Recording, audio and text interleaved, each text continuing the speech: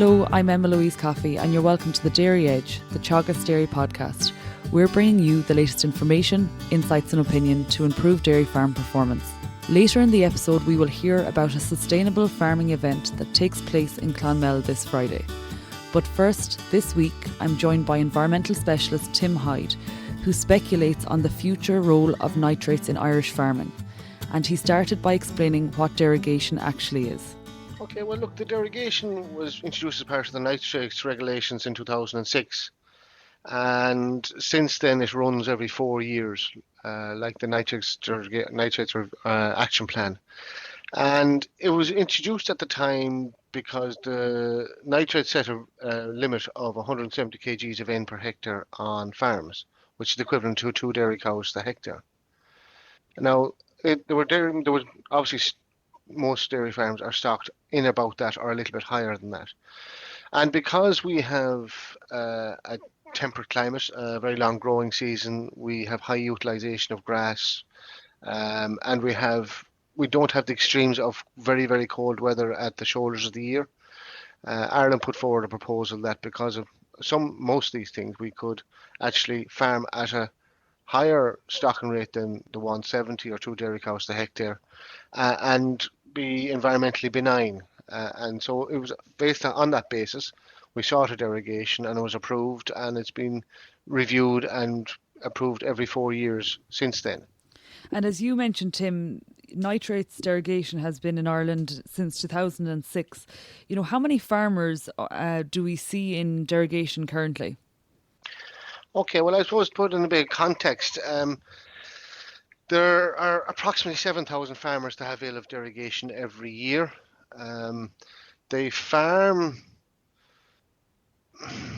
roughly 10% of the land in the country. We've 4.5 million hectares in Ireland, so we've 10% of the farm, or 5% of the farmers, 10% of the land, and they have 20% of the livestock in the country. So that gives you a context that for the 5% of farmers, they're farming 20% of the livestock. And to look then at the whole picture, if we look at the full land base in the country, what sort of stocking rate are we seeing? Like you mentioned that once you go on beyond 170 kilograms, which is the equivalent of 2 cows per hectare, you're into derogation. But across the whole land base, what sort of a stocking rate are we seeing? Okay, well then we've 61% of our farmers are stocked at less than 1 cow to the hectare. So that gives you an indicator. Look, there's an awful lot of the farmers that are quite lowly stocked, and that could be due to a number of factors. It could be due to land type.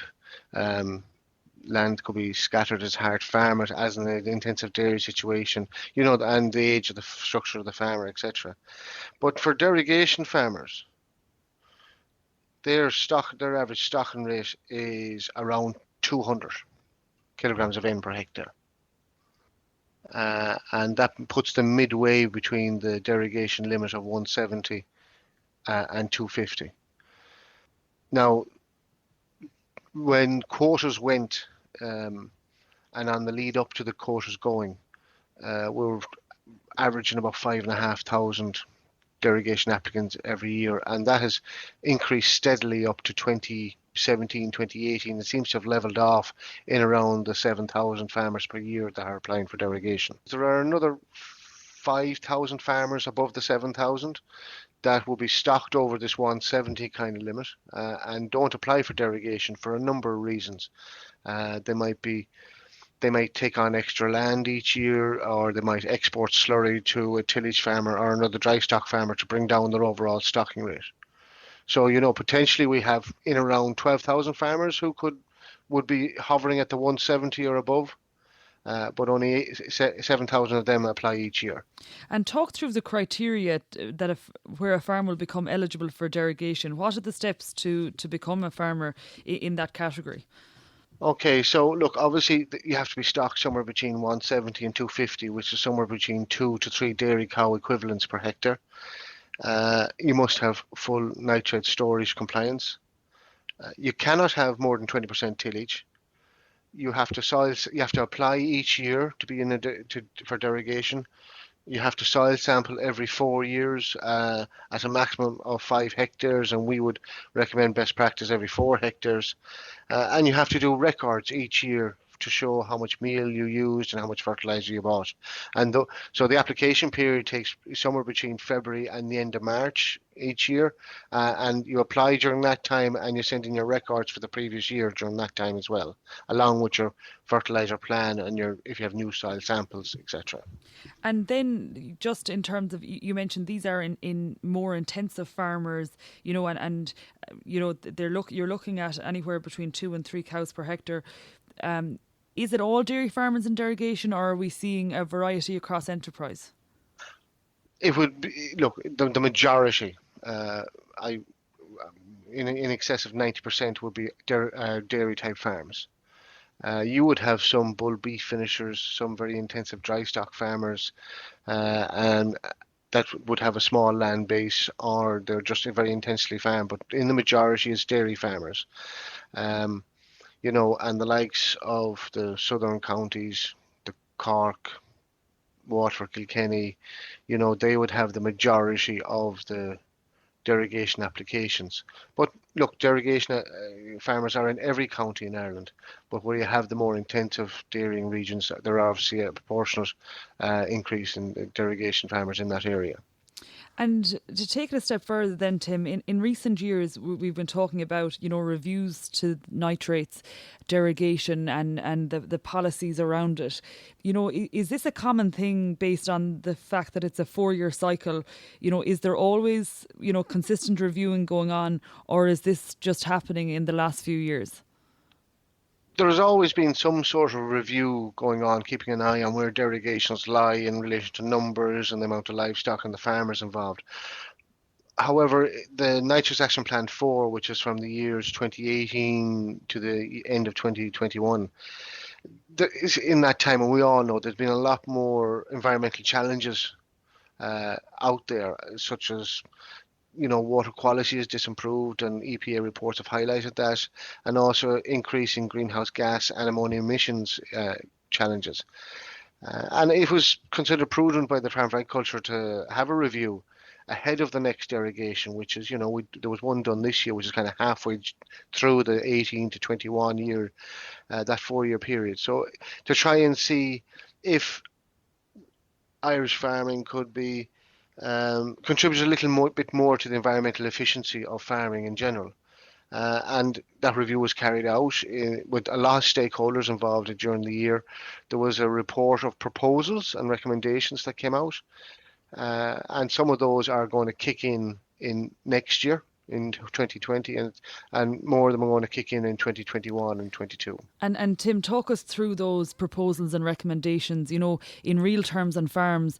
What is it going to look like in 2020 and 2021? Okay, well, look, these are proposals. I'm not saying that, and obviously the Department of Agriculture will decide when and what year these come in. But these proposals are going to start off next year, and it's really around to increase efficiencies on farm, nutrient use efficiencies, trying to reduce emissions. So the main ones that are coming in next year is that there may be a mandatory liming program for derogation farms for new soil samples that are taken between now and next spring, which is kind of the normal soil sampling period. So new soil samples coming in for next year's fertilizer plan, nutrient management plan. If lime is required, there may be a requirement to spread that lime in either 2020 or 21, and your records will have to show that. Also, that at the present moment, derogation farmers have to spread any slurry after a certain date in 2019 with low emissions. Next year, that's going to be from the 15th of April. Any slurry spread has to be spread with low emissions, and thereafter any slurry spread in the following years must be spread with low emissions. So it's phased in next year, middle of April, all slurry, after that low emissions, and for every derogation farmer after that, all slurry has to be spread with low emissions. There are other proposals within the recommendation document. One of them is around getting greater efficiency from grassland management, and either through using software technology through pasture base or grass measuring, farmers will have to input data like that as part of the derogation plan, or they can attend a grassland measurement training or a grassland course. That it'll be a short course to try and improve their grassland efficiency and utilization. There are a number of other things there that will be phased in. There is talks of having industry and getting involved in trying to reduce the crowed protein in rations. And that one may not be there next year, but one of the things we do know that will be there next year is that derogation farmers will more than likely have to select some kind of biodiversity measure as part of their derogation application 2020, and that will be coming to fulfil part of our national pollinator plan. It may be to do with something around hedgerows, maybe late cutting of hedgerows, maybe not cutting for 2020, or maybe just managing the hedgerows in a way that will be better for biodiversity and pollinators. There are some of the things that are coming next year, as I said, and the year after. One of the things that is there that's written into the Nitrates Action Plan is from the 1st of January 2021, all farm roadways for every farmer will have to be cambered away from drains. So there isn't direct runoff from a farm roadway into a drain, or it can't, if there's a heavy rainfall event, it doesn't flow off the road and into the drain. And there's a new Department of Agriculture specification coming out in the next number of weeks and months that will help farmers and advisors give some genuine advice to farmers on how this will work at farm level. One of the other things is coming, and this is for derogation farmers or farmers with a grassland stocking rate over 170, from the 1st of January 2021, there'll be no bovine access allowed to watercourses for drinking or for crossing across. So that may have implications for some farms. I don't think there's any dairy farm that doesn't have some sort of watercourse on it. And apart with that, you have to move your fence back 1.5 meters from the top of the bank. No access for drinking. Maybe we need to put in bridges where cows are crossing, and move water troughs 20 metres away from the drain or the watercourse. I guess, Tim, looking at a lot of what you've mentioned there in terms of the liming programme, low emission slurry spreading, and indeed, a more efficient handle on grassland management, these are all things that we have discussed previously on the Dairy Edge, and, each one of them, you could nearly put a financial figure on it that would be of benefit to the farmer, in terms of profitability. So where people are actually improving these aspects of their farming, they're also improving their bottom line. And, to taking it a step further, when you're talking about, biodiversity measures on the farm, looking at the roadway, and indeed then looking at water courses and restricting access of animals to water courses, in a lot of ways they make sense, and may have some form of a cost to the farmer in the short term in order to set themselves up, to make themselves a little bit more sustainable and less damaging to the environment. Yeah, I just take low emission slurry spreading as an example. It's very much flavour of the month for the last couple of years, and look, it is more expensive to spread slurry with low emission slurry spreading, but there are multiple benefits there. Obviously, you can spread on a higher grass cover. You can go in and graze nearly immediately afterwards and get better clean outs compared to spreading with splash plate. You have much better nitrogen use availability.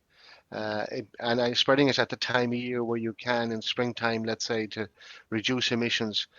You can go into heavy grass covers, and you may actually be able to replace a round of fertilizer with slurry that's spread using a dribble bar or whatever injection system you may use. So look, there are pros and cons. There will be a cost benefit in some of these.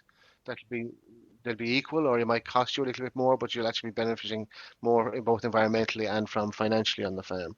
Just the low emissions is just one of those. In fairness, there's been a lot of good work done on farms with the environmental challenges that are there. And it's, the derogation is just saying, look, if you're going to be farming in derogation, you're going to be, and because you have 10% of the land area and there's 20% of the livestock in the country on derogation farms, you'll be contributing a little bit more and reducing the environmental footprint of your farm. And to finish, Tim, based on the discussion we've had today, and in light of the wider discussion that's happening, in Ireland and globally in relation to climate change and greenhouse gas emissions that are, I suppose, being emitted from agriculture, is nitrates derogation something that's going to exist in the future, or is there going to be, a clampdown on intensive farming? Okay, crystal ball time, I suppose, Anna. It's difficult to say what will be there, definitely be there in the future, because we are dependent on a number of factors in getting our Nitrates Action Plan approved for the next 4 years from 2021 onwards. One of them is that water quality has to stabilise and improve, and that is something that is out of the control of, let's say, Teagasc, but with all the best practice we're trying to get farmers to do, and being more aware of the sustainability challenges are there. We'd hope that the derogation will be there in the future. Now, will it be there in the same format as it is at the moment? I think we'll all agree it won't be. There will be more requirements for us to carry out better practices, and grassland management is just one of the ones you mentioned a few seconds ago. If we can become better in managing grassland and utilizing it and growing more, maybe we're able to do it by using less fertilizer. I think there are going to be changes there, and we haven't mentioned protected urea in our conversation. Protected urea is coming at us fast from an emissions perspective. Will industry be able to deliver it? Will industry be able to deliver enough low emission slurry tankers?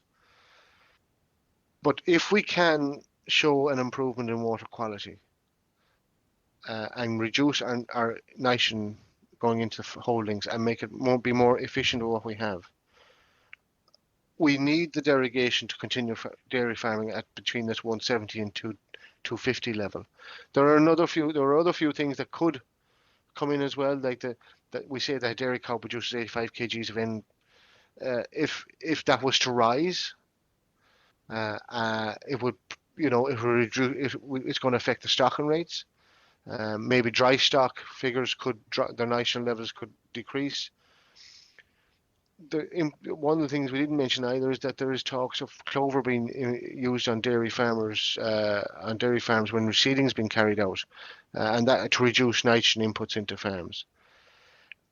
We all need to do a little more to contribute to the environmental efficiency, and I think the challenge will be for the industry is to maintain the derogation post 2021 and to reduce the environmental footprint on dairy farms. That's great, Tim. I think you've given us a lot of information in terms of the changes and the recommendations that are happening in relation to nitrates derogation in the coming years, simple practices that farmers can adopt on farms. And also, I guess, just to point out that you are available this Friday at the Sustainable Farming event in Clonmel to answer any further questions farmers may have. Thank you, Tim. No problem. And now, to find out more about the sustainable event in Clonmel this Friday, Leonard Betts has all you need to know. On the day, we'll have a number of speakers speaking on the relevant topics. Catherine Keena will talk about enhancing hedgerow biodiversity. So we'll have a hedgerow cut in the desired height and shape to optimise wildlife, and we'll have a hedgerow coppiced, a hedge basically that's overgrown and cutting it back to rejuvenate it going forward. We will have Tim Hyde who will talk on the new nitrates regulations. Andy Boland will talk on reducing carbon footprint at farm level. Claire Mooney, an ASSAP advisor, will do a kick sample of a river that's on the farm to see what the biological status of the water is on that particular farm. We'll have speakers on incorporating clover, because that's a requirement on the new Nitrates Directive, and the use of lime, again, another requirement of Nitrates Directive, and looking at the using of protected urea. So they're kind of the main topics that will be covered on the day. We'll have some slurry spread with a low emission technique in the last number of weeks, and just to see the effect of regrowths with the low emission technique. So, as I say, a lot of demonstrations of the different aspects and explanations about the best methods of doing the different things going forward. And as you say, you've mentioned a lot of the aspects of sustainability, and they're all going to be demonstrated on the day, whether it's at a board or a demonstration. In terms of Micheál's farm in particular, are there any measures that he has identified that exist on his farm, be it hedgerows, or is there any practices that he has implemented in order to make his farm more sustainable? Yeah, sure. I suppose there would be. I suppose originally it's a reps farm, so I suppose any reps farm traditionally would be quite conscious of the wildlife and environmental aspect of farming. So he's a number of hedgerows that he's tried to maintain in a suitable manner, and maybe left saplings grow up, which are gone into trees now on particular hedgerows. He's using low emission slurry techniques, so he's also measuring grass, so he's trying to optimize the grazing season, and that's in turn reducing his housing period, which is in turn reducing the emissions of methane, nitrous oxide that results from slurry storage. He's focusing on EBI. His EBI is about 150, so it's well above the national average. His 6-week calving rate is over 80%. So again, he's able to get more grass into the diet, more efficient cows, less culling, reduced replacement rate. Other things he's doing, I suppose he's spreading urea in the springtime as opposed to nitrogen. We know it's more efficient in the springtime. He's incorporating clover in the sward to again reduce his nitrogen applied on the farm. And obviously soil fertility, he's trying to optimize that to reduce the amount of nitrogen he needs to spread on the farm. So he also has some wildlife habitats. He's an old apple orchard fenced off. He has a ring fort on the farm, which the stock have access to stop the scrub completely taking over and maybe doing damage to the ring fort. So look, he's a lot going on the farm, and there's a river on the farm as well, which is obviously that will be fenced off since reps times.